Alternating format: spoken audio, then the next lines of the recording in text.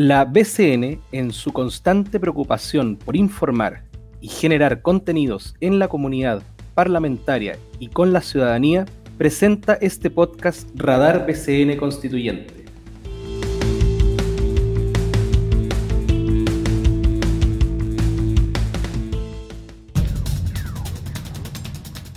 Elaborado por el Departamento de Estudios, Extensión y Publicaciones, con la fundamental colaboración del equipo de Comunicaciones y Multimedia para su configuración técnica y publicación en las redes de la BCN. En esta oportunidad queremos conversar sobre el desafío de la participación ciudadana en el proceso constituyente. La Convención Constitucional se encuentra en este momento en pleno proceso de discusión de los temas que luego decantarán en propuestas normativas. Es decir, se están discutiendo ya propuestas tanto de la ciudadanía como de los convencionales que eventualmente van a ser incluidas como artículos de la nueva Constitución. Primeros 3 o 4 meses de funcionamiento de la Convención estuvieron enfocados en la creación de sus diversos reglamentos de funcionamiento. Los últimos 2 meses han estado fuertemente enfocados en la realización de audiencias ciudadanas y técnicas y discusiones dentro de las comisiones temáticas. En este desarrollo, que ha sido verdaderamente frenético, se han ido implementando algunas reglas de participación ciudadana bastante avanzadas por un Estado como Chile, donde siempre el tema de la participación ciudadana ha sido visto como una especie de deuda. Quisiera en este marco introducir a Mariano Ferrero, miembro de la sección de estudios de la BCN, abogado y politólogo, quien en el marco de un trabajo de la sección de estudios denominado La participación ciudadana en procesos constituyentes, experiencia comparada y la Convención Constitucional de Chile, trabajó una minuta, un informe que sistematiza las reglas que se ha ido dando la Convención Constitucional en materia de participación. Mariano, ¿qué nos puedes contar sobre este trabajo, estas reglas? ¿Cuáles son las instancias donde la ciudadanía podrá participar en el proceso constituyente que actualmente está en curso? Hola, buenos días, Víctor. Bueno, creo que efectivamente este es un tema de la máxima relevancia, no solo para el desarrollo exitoso y cargado de legitimidad del proceso constituyente mismo, sino también como un campo de pruebas de un conjunto de mecanismos de participación que ya son una realidad en muchos sistemas políticos del mundo y que efectivamente en Chile han estado al debe en su marco constitucional actual. En el caso de la Convención Constitucional, a partir del conocimiento de la experiencia comparada, como también de las propuestas de distintos centros de estudio, organizaciones, instituciones nacionales e internacionales en los meses previos, se fueron definiendo un repertorio amplio de mecanismos de participación en un reglamento específicamente de participación, un reglamento general de participación popular, y también un reglamento de participación y consulta indígena, que son complementarios y que abarcan como digo, este repertorio de formas de participación institucional dentro del proceso constituyente. En el caso del reglamento general y los mecanismos, por tanto, participatorios al alcance del conjunto de la ciudadanía, se incorporan más de una decena de formas. Y a esto hay que sumar que en el caso de la participación y consulta indígena se incorporan otros 5 mecanismos adicionales. Por tanto, estamos hablando de más de 15 mecanismos. Son en su conjunto, digamos, instrumentos de participación dispares entre sí, algunos que tienen características más informativas de entregar transparencia y conocimiento sobre el desarrollo que está teniendo el propio proceso constituyente, cómo está funcionando y qué se está debatiendo, y ahí hay mecanismos que van desde las semanas territoriales de los y las constituyentes, desde la propia plataforma digital de la convención, que está en la página chileconvención.cl, en la página oficial de la convención, las oficinas territoriales constituyentes que se van a ir conformando por convenios con municipalidades, gobiernos regionales y otras entidades públicas en los distintos territorios, etcétera. Pero luego tenemos también mecanismos que tienen ya un nivel participatorio más intenso, algunos que, como los que tú mencionabas, las audiencias públicas, que ya están teniendo lugar en las distintas comisiones temáticas, los encuentros autoconvocados que funcionan de abajo arriba, generados por la propia ciudadanía, por grupos de ciudadanas y ciudadanos, pero que pueden tomar y nutrirse y servirse de los mecanismos, las metodologías que va desarrollando la propia convención a través de la Secretaría Técnica de Participación, para que luego esos insumos puedan ser incorporados a la deliberación constituyente. Y luego hay otros mecanismos que todavía tienen un rol mucho más incidente, una participación que busca ser tenida en cuenta de modo cabal y ser objeto de consideración en el propio debate y, por tanto, generar una retroalimentación con el debate constituyente mismo,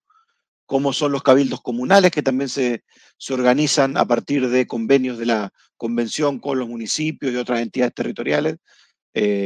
organizados por estas entidades, pero con un formato estándar que se define eh, por la propia convención.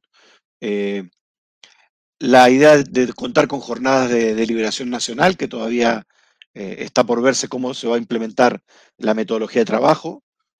a partir de lo que está diseñado en el propio reglamento. Y, por cierto, muy importante, las iniciativas populares de norma, que son un mecanismo donde la ciudadanía se asocia con la propia convención en la generación de propuestas normativas, de propuestas de texto constitucional en alguna materia en concreto, y que ya está a todo vapor funcionando. Ya en este momento deben estar superando las 5.000 iniciativas populares de normas que se han presentado, que se han subido en la plataforma digital, que tienen que ser objeto de un proceso de revisión técnica por parte de la Secretaría Técnica de Participación para comprobar que cumpla con los requisitos formales y también con los requisitos de fondo de que se trate de un tema constitucional. Y luego inmediatamente se pone disponible en la propia plataforma para que se comiencen a juntar las firmas, los patrocinios que puede entregar todo ciudadano y ciudadana chilena y también residentes en Chile, extranjeros residentes en Chile y chilenos y chilenas en el exterior, mayores de 16 años, y eso es muy importante decirlo. Proceso que, como digo, está en marcha y termina, según lo que está establecido en el reglamento, el día 1 de febrero. Esas normas, iniciativas de norma van a ser, si tienen las firmas requeridas, que son 15.000,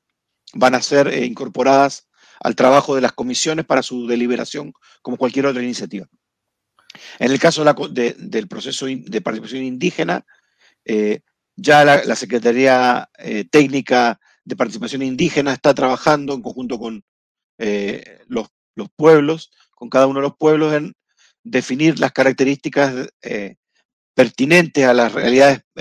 particulares de cada pueblo para el proceso de participación y consulta indígena, que también da lugar a la incorporación de temáticas y de propuestas normativas que son elaboradas a partir de los acuerdos que se generan en ese proceso de participación y consulta, sin perjuicio de que los propios pueblos, las comunidades, las asociaciones y las personas que pertenecen a los pueblos originarios pueden también suscribir iniciativas constituyentes, que son el símil de las iniciativas populares de norma del reglamento general, con unos requisitos específicos en cuanto al número de apoyos, acorde a la realidad demográfica de cada pueblo. Oye, muy interesante el resumen que nos ha hecho de todo este tipo de iniciativas. Ese tema de las iniciativas populares de norma actualmente está totalmente en boga. En redes sociales se comparten distintos tipos de propuestas. Ahora, ¿cómo en la práctica tú crees que va a operar esta transmisión de las iniciativas populares hacia hacia la convención? ¿Lo tienen que discutir? ¿Lo tienen que votar directamente? ¿Cómo se va a articular eso? Según entiendo del reglamento, hay que ver después cómo opera, pero según entiendo del reglamento, eh, las iniciativas populares de norma e iniciativas constituyentes indígenas, que digamos, porque para el caso vamos a resumir como iniciativa de norma, eh, tendrán la misma característica que las iniciativas presentadas por las y los constituyentes, las que cumplan con los requisitos y con el número de firmas requerido. Y por tanto, entiendo que entran al propio trabajo de deliberación en la comisión temática respectiva, para posteriormente seguir el proceso normal de cualquier iniciativa de norma constituyente que se presente en el proceso.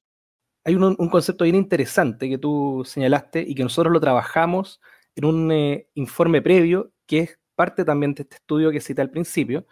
que es el estudio preliminar en el fondo del estudio, donde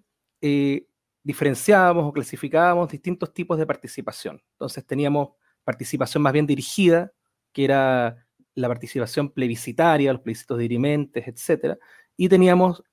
participación autoconvocada, autogenerada, donde se encontrarían estas iniciativas, por ejemplo, populares, y también teníamos una diferencia entre participación meramente consultiva y participación incidente. Sin embargo, este concepto de incidencia, que me gustaría que pudieras desarrollarlo, por favor, este es un concepto que ha sido valorado muy positivamente por algunos, pero ciertas voces lo han encontrado como un concepto negativo, en el sentido de que eh, no llegaría a ser vinculante directamente, es decir, la propuesta de norma tendría que ser igual, debatida y votada finalmente por los convencionales. Primero, me gustaría que, por favor, pudieras explicar a nuestra audiencia en qué consiste la participación incidente y cuáles son los bemoles y los matices ante esta crítica respecto de la participación vinculante. Bueno, sí, yo creo que efectivamente hay muchos conceptos que se mezclan. Por empezar, hay que decir que eh, la participación popular ciudadana en los procesos de toma de decisiones sobre los asuntos públicos eh, es una reivindicación muy sentida en las sociedades y en las comunidades políticas de las democracias avanzadas, las democracias que tienen recorridos históricos más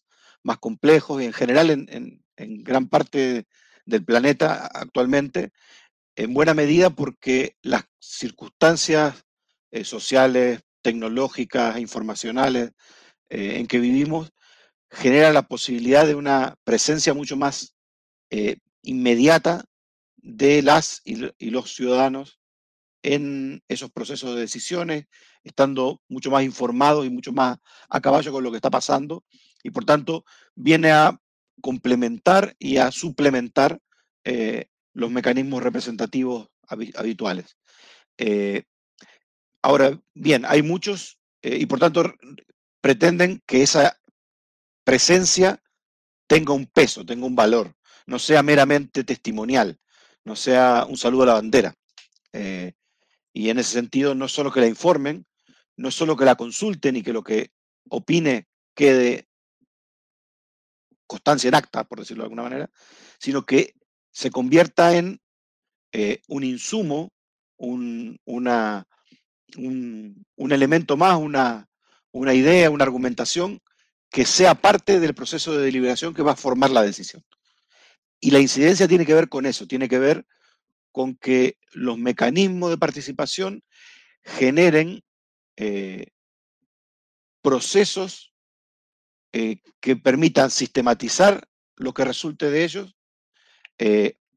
permitan darle trazabilidad, dar un seguimiento a cómo se ocupan esos insumos que se generan y eventualmente a qué ocurre con ellos y por qué es que son considerados, son no considerados, son utilizados parcialmente. O sea, que se conozca, digamos, en qué medida y de qué forma están siendo parte del proceso. Ahora, tú mencionabas tres duplas de conceptos. La participación que nosotros llamábamos autogenerada versus la que llamamos dirigida, una participación organizada desde un órgano representativo institucional, como en este caso puede ser la Convención Constitucional, de arriba a abajo, que presenta ideas, propuestas, consulta o pide generar argumentos a la ciudadanía, pero en un proceso que es organizado y luego los resultados son sistematizados y utilizados por la propia convención, y la autogenerada, que implica que la ciudadanía se autoorganiza, se convoca, se reúne, se contacta, interactúa y genera propuestas que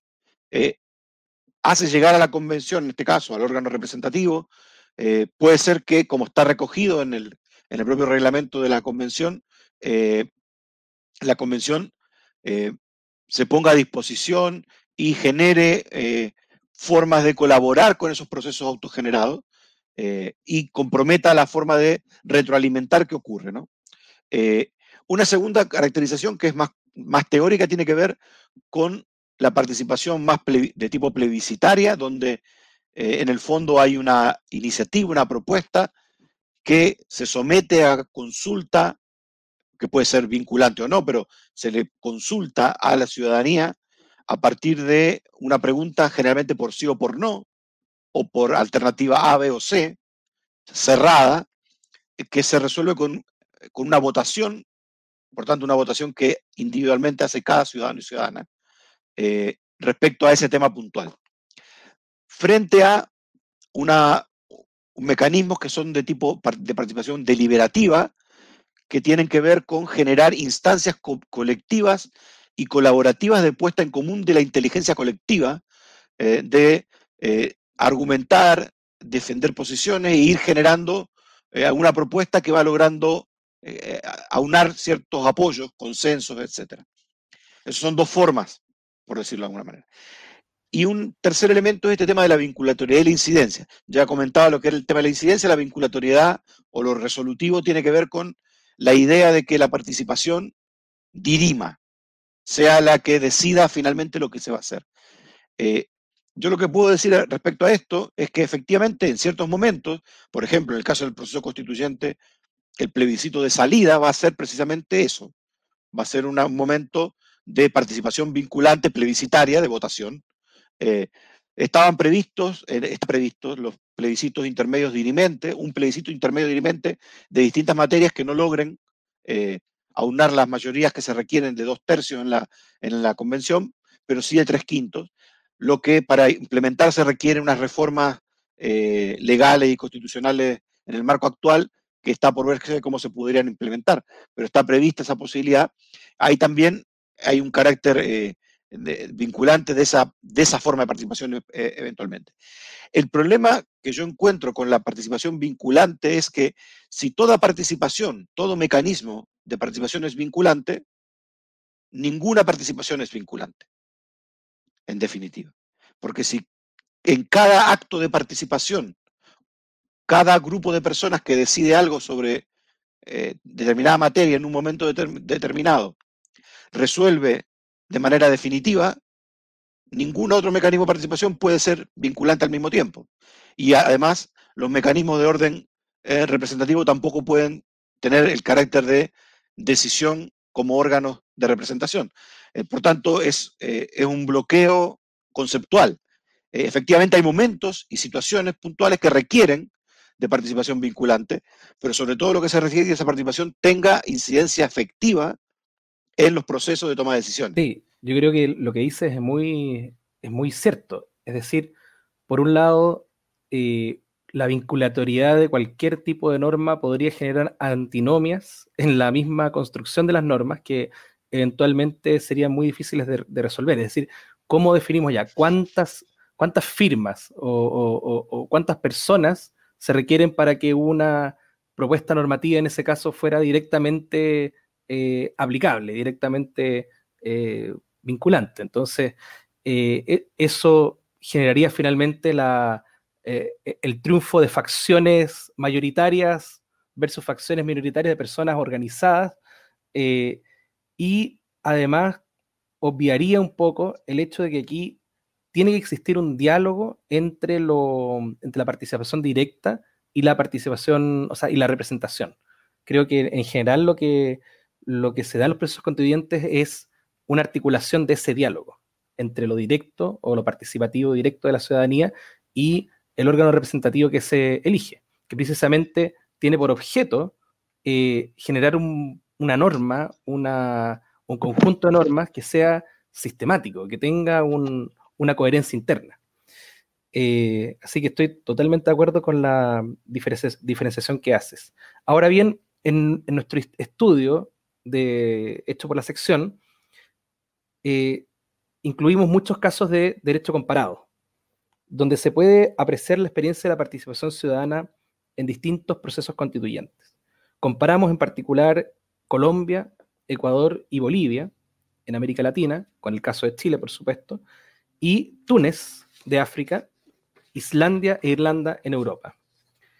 Por cierto, cada proceso constituyente es único, pero de todas formas saltan a la vista algunas coincidencias y en todas ellas vemos cuál es la relevancia de la participación. Por ejemplo, a mí me tocó analizar en ese estudio el caso ecuatoriano y era muy interesante que existió toda una plataforma para la incorporación de propuestas ciudadanas. Sin embargo, existió un cortocircuito en el desarrollo final de la propuesta normativa que frustró algunas expectativas porque estas propuestas no llegaron a materializarse finalmente. Entonces, bueno, quería que me comentaras, Mariano, en particular, o qué caso de estos, casos de estudio te parece interesante en ese sentido y qué es lo que podría aprenderse o tomarse para el proceso constituyente chileno para que no ocurran estas cosas que ocurrieron en algunos procesos constituyentes comparados. Bueno, a mí me tocó en particular estudiar el caso de Islandia. eh, y el caso islandés, que como tú dices, tiene las particularidades propias de un proceso constituyente que estaba enmarcado en un acta constitucional, en una constitución que requería que la reforma de la constitución la hiciera el Parlamento, y sin embargo se conformó una asamblea constituyente para elaborar la propuesta que luego el Parlamento tenía que aprobar. Bueno, luego hay unos bemoles porque requería dos parlamentos, el que estaba vigente en ese minuto y el que se elegía posteriormente, y finalmente el proceso no logró, no tuvo un resultado exitoso en cuanto a conclusión de aprobación definitiva de la nueva constitución. Sin embargo, el proceso es muy rico en aprendizaje e incorpora dos herramientas que, que son interesantes de estudiar y de considerar, ya no pensando necesariamente en la constituyente chilena, porque la constituyente chilena, como comentábamos, se ha dotado de un repertorio bien amplio de mecanismos de participación. Bastante avanzada. Creo que también muy acorde y muy pertinente a la realidad de Chile. Y ahora voy a mencionar por qué respecto al tema islandés. Y que incorpora algunos instrumentos absolutamente innovadores, como el de la iniciativa popular de norma, que en el caso de los procesos constituyentes que hemos estudiado, en ninguno se ha implementado en esos términos, en los términos en que se está implementando en Chile. Por tanto, tenemos que decir que nuestro proceso constituyente está también, se va a convertir seguramente en objeto de análisis, se está convirtiendo en objeto de análisis en la experiencia constitucional comparada. El proceso constituyente islandés incorpora, antes de que se convoque la Asamblea Constituyente y luego durante la existencia de la Asamblea Constituyente, un mecanismo que instala como los grandes temas o define grandes temas e inquietudes de la sociedad islandesa a partir de un mecanismo que se llamó el Foro Nacional, que es la convocatoria de una gran asamblea elegida de manera aleatoria, por sorteo, teniendo en cuenta ciertas características sociodemográficas, por tanto con cierta validez estadística, para incorporar la diversidad de la población islandesa,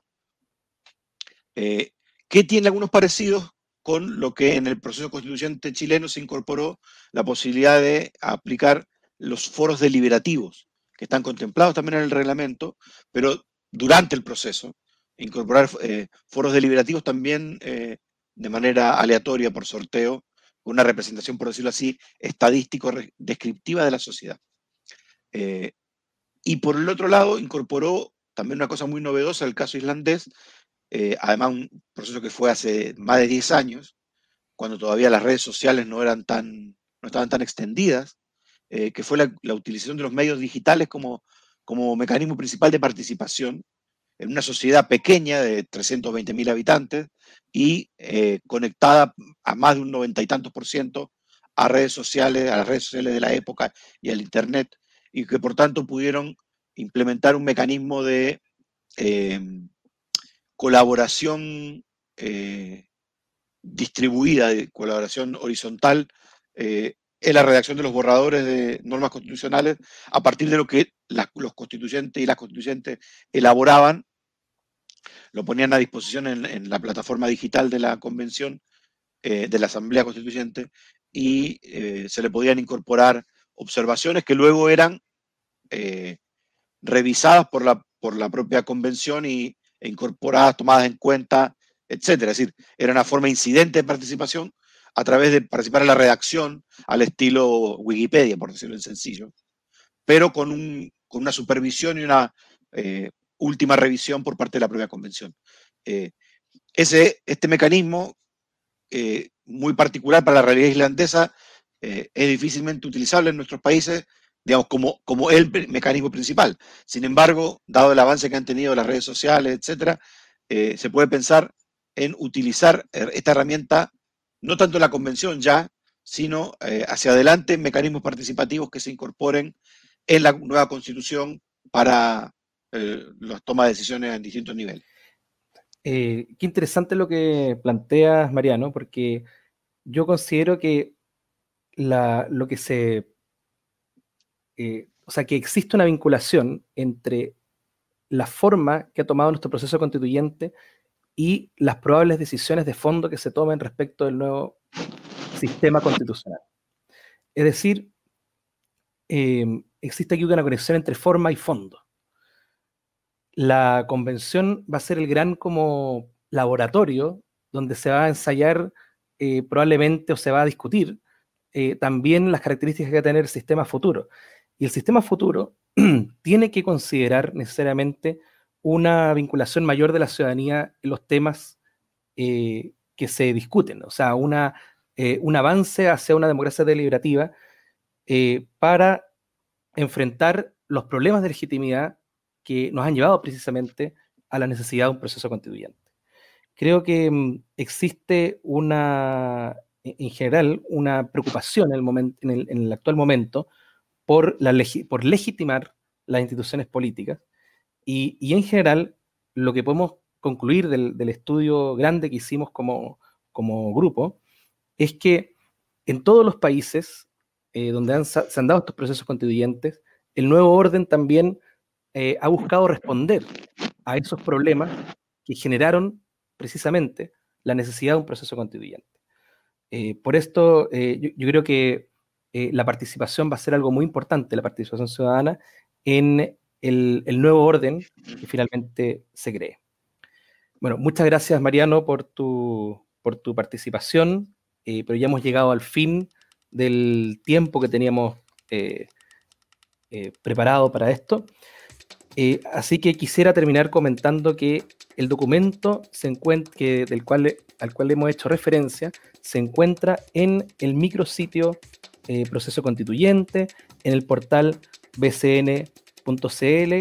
y esto es una producción de la BCN y los invitamos a revisar el portal web de la Biblioteca del Congreso Nacional, así como las redes sociales de nuestra institución, donde podrán acceder no solamente a sino que a más contenidos elaborados por la Biblioteca del Congreso Nacional. Así que muchas gracias, Mariano, por tu participación y muchas gracias a nuestros auditores por haber escuchado esta conversación. Muchas gracias, Víctor, a ti. Saludos. Chao.